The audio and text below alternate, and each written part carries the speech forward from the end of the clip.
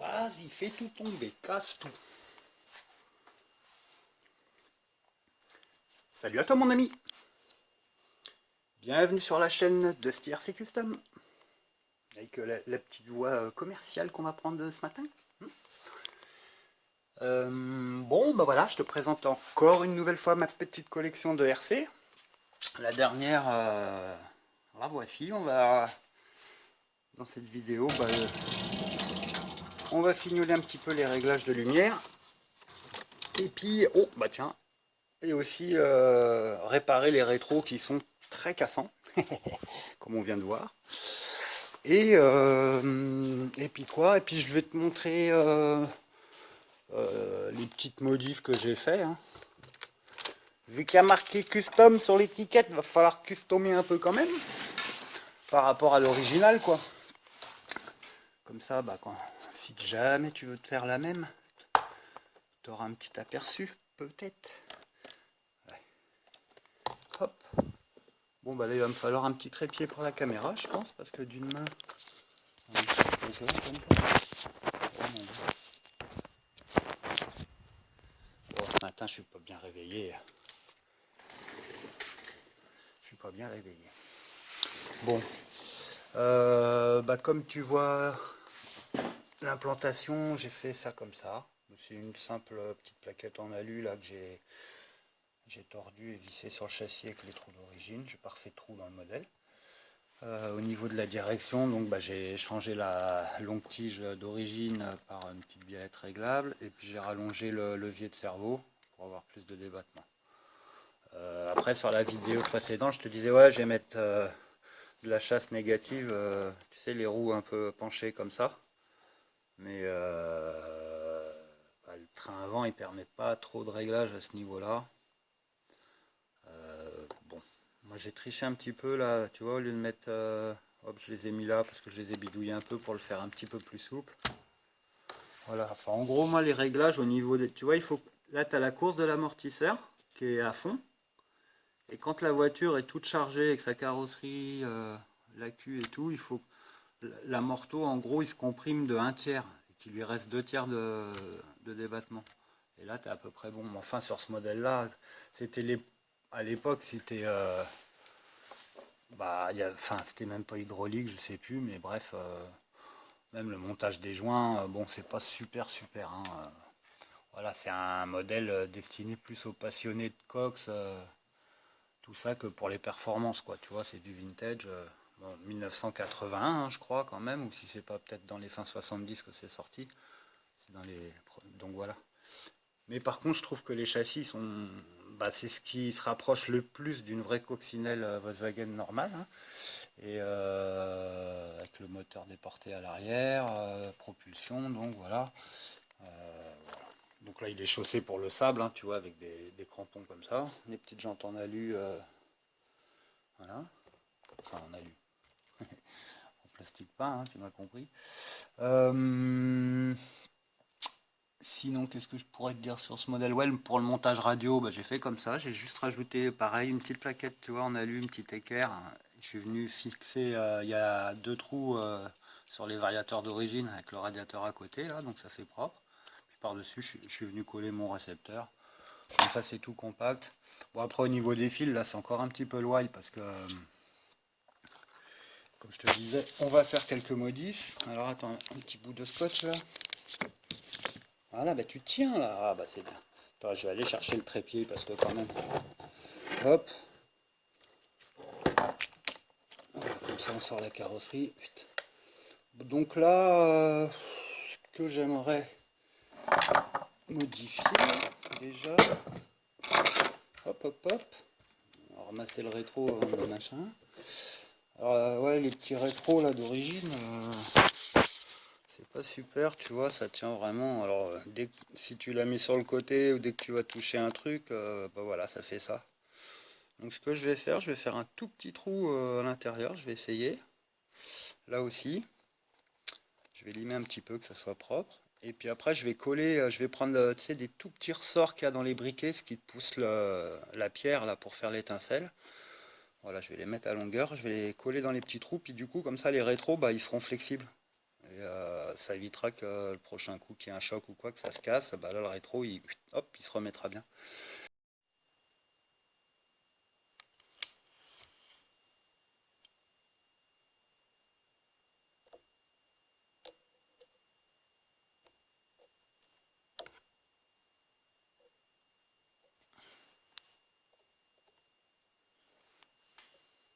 Bon, bah voilà, impeccable. Tu ressors de briquet. Donc voilà. Après là, c'est vrai que j'aurais pu le peindre au lieu de me poser un autocollant qui se décolle. Bon, je vais mettre des petits points de glu pour essayer de la tenir. Ça fait pas vraiment propre, mais puis t'as vu là, ça ressort. Parce qu'en fait, j'ai pas gardé la pièce d'origine. J'ai fait un toit ouvrant teinté et transparent. Il est en dessous. Alors, j'espérais qu'avec un petit rayon de soleil, ça passe un peu, mais le sticker, il est trop épais en fait. Mais bon.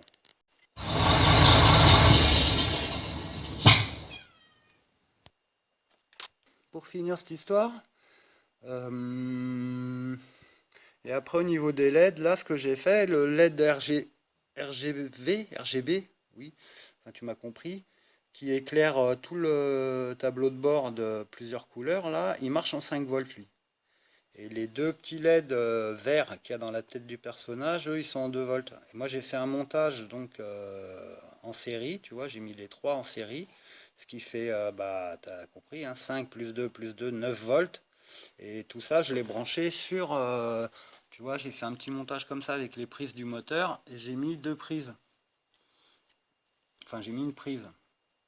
Et donc, ce qui fait que... attends, je me perds là dans ce que je te disais. Je pensais à autre chose. Que oui, voilà, ça fait 9 volts et que j'ai branché ça. Donc le personnage plus le cockpit en parallèle avec le moteur, ce qui fait que bah, quand tu accélères, tout s'allume. Mais là, donc, il n'y a que les LED du personnage, ses yeux qui s'allument, et le cockpit, il s'allume, mais c'est très faible, tu vois, il manque 1 ou 2 volts. Alors, ce que je vais faire, bah, je vais laisser le branchement en série avec le LED du cockpit, et par contre, les deux yeux du personnage qui sont montés en série aussi, et ben, eux, je vais les mettre en parallèle. Comme ça fera 5 plus 2, 7 volts. Et en gros, le moteur, c'est 8. Enfin, on va voir. Normalement, ça devrait supporter. Après, je vais peut-être remettre une petite résistance de 100 ohms derrière pour que, tu vois, pour la surcharge et que ça éclate pas les LED. Et voilà. Et après, pour faire les feux arrière, bah, c'est le même principe, hein. Tu viens de brancher sur les deux fils du moteur. Alors, bien sûr, ça marche que si tu as un moteur à charbon. Après, qu'un brushless, peut-être ça marche aussi, je sais pas, mais bon.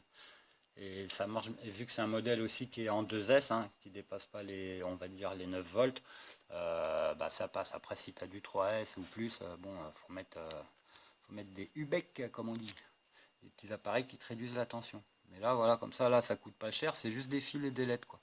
Et donc, pour la marche arrière, bah, ce que tu fais, tu te branches aussi pareil, mais tu inverses les polarités. Et ce qui fait que le LED, bah, quand la voiture, elle est en marche avant, il s'éteint et dès qu'elle est en marche arrière, il s'allume et inversement pour les phares, si tu les branches là. Voilà, voilà pour les petites bidouilles. Bon, après, les clignots, tout ça, c'est branché sur un module de son, un module pardon, de lumière, tu sais, ces petits modules-là, là, 1,5 €, enfin à 2 ou 3 euros maintenant. Voilà, c'est tout simple, hein, tac, tac.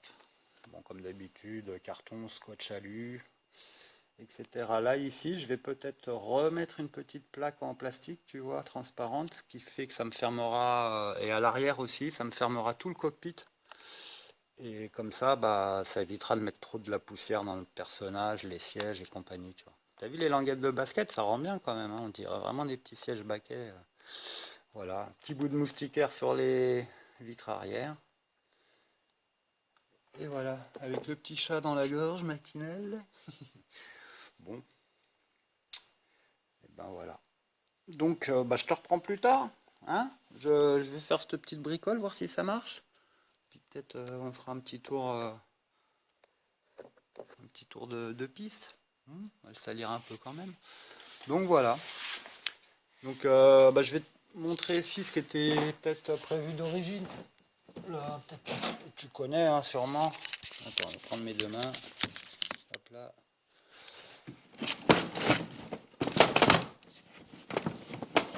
Encore bien préparé tout ça. Voilà, donc ça c'est les pièces en gros. Voilà, c'est ce qui est prévu d'origine. Hein. Ils avaient fait une espèce de big caisson en plastoc là. Et là-dedans, tu as les accus, la radio, le cerveau, tout ça pour que ça soit étanche, tu vois, avec un système de soufflet pour la direction, avec un long bras de débattement, enfin voilà. Moi, tu as vu, c'est plus court, c'est plus précis au niveau de la direction. Et d'avoir le cerveau de ce côté-là, comment te dire, je l'ai ravancé un peu sur l'avant, ça fera plus de masse sur l'avant. Et pareil, l'accu, bon là c'est un tout petit accu, mais tu vois, normalement il est posé comme ça en transversal. Et voilà, vu qu'à l'époque c'était des accus NIMH, enfin il n'y avait pas encore de lipo, hein, donc je me demande si ça marchait pas aux piles de Bagdad, ce truc-là. Enfin non, je déconne. Bref, donc là avec des lipos on est plus petit, on peut mettre en long, et c'est pareil, tu vois, ça fait moins de... comment dire, ça fait moins basculer le modèle dans les virages, t'es plus... Bon, ça après, hein, c'est des petits trucs pointilleux, on va dire, mais... Voilà. Bon, c'était pas très compliqué, hein, ce coup-là. On n'a pas forcé, mais je trouve que c'est un modèle mythique, la Cox, quand même. Voilà. Donc, comment rater une peinture et, et dire que t'as fait exprès. Non, mais bon, c'est vrai, hein. Je vous avais averti, les gars, en peinture, je suis pas fort. Hein. Là, ça a un petit peu dégénéré, mais du coup, tu vois, ça fait un peu rouille, un peu sable. Non, ça va. Voilà, en bidouillant, t'arrives toujours à peu près à faire des trucs.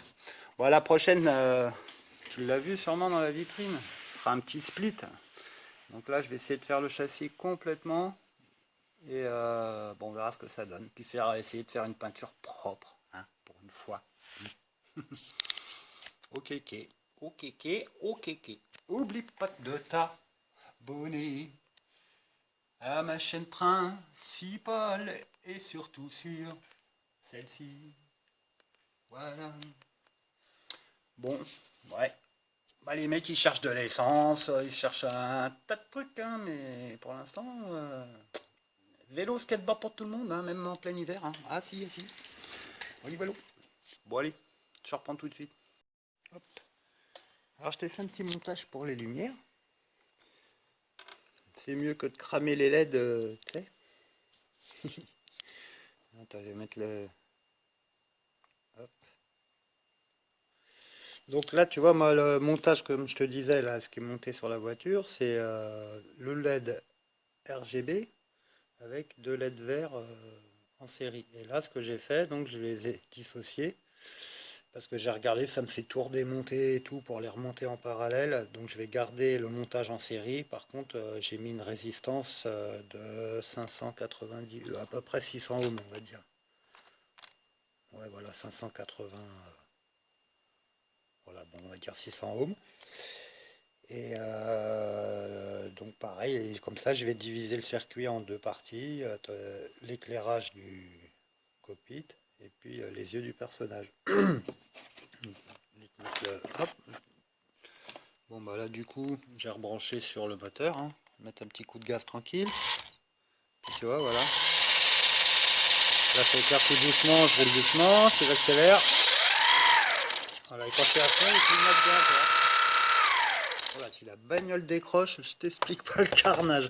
Bon, enfin voilà, je suis arrivé à ce que je voulais. Donc j'ai juste à faire une petite modif là au niveau de mes fils là-dessus. Et puis on va être bon. Bon allez, à tout de suite. Bon, on va regarder si ça fonctionne. Alors, si j'accélère tout doucement, voilà, le cockpit il s'allume gentiment. Et quand je suis à fond, voilà, il se met à clignoter.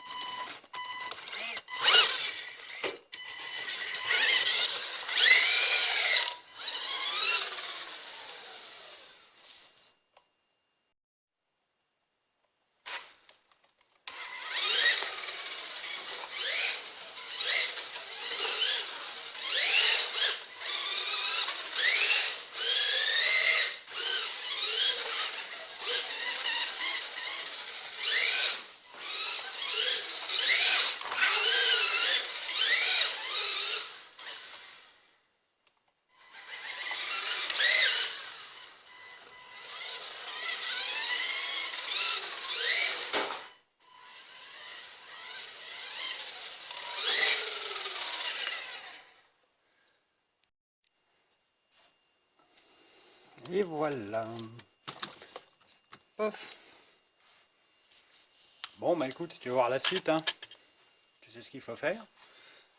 Et puis bah, la prochaine, ça sera là. Et à ciao. Merci d'avoir suivi la vidéo.